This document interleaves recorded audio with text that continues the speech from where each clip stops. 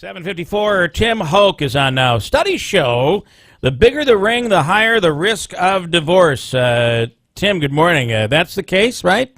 Good morning. The bigger the ring, the bigger the divorce, or certainly the bigger the chances, right? That's what they say. That's what this study from Emory University that was just published seems to indicate. And what is the what are the stakes are higher? What do they give any reason?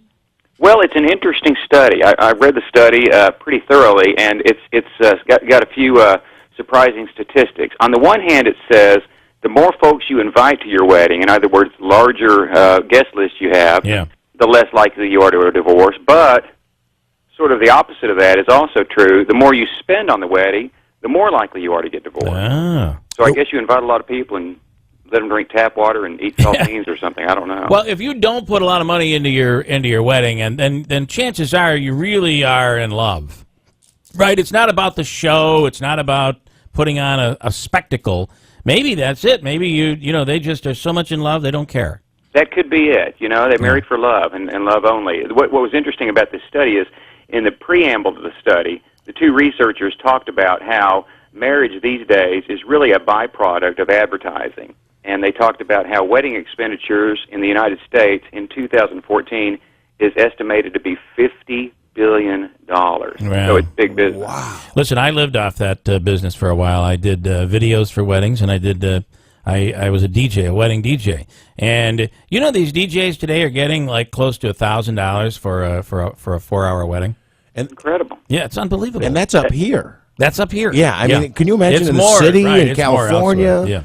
I was going to say that sounds cheap. Yeah, that's right. Here, I mean, and there's still guys that are doing it for. I know somebody that does it for like $500, and I'd like to do it. It's $500, but that's 4 hours of work, $500, or 4 hours of work, $1,000, and that's the little stuff they put into the weddings.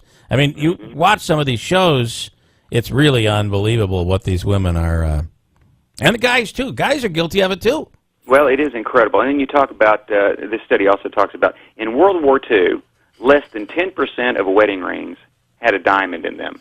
Now more than 80% of wedding rings have diamonds. Wow. So, all right. And I'm assuming the bigger the wedding ring, the bigger the divorce is as well. Yeah. There's a lot more to divvy up. Right. And people who marry for money, they sure earn it, don't they? Yeah, they certainly do, man. All right, Tim, from Fox News, by the way. Tim, thanks so much. I appreciate the time. Thank you. Thanks for having me on. Right. Yeah, the more you put into it, the more you're going to get out of it.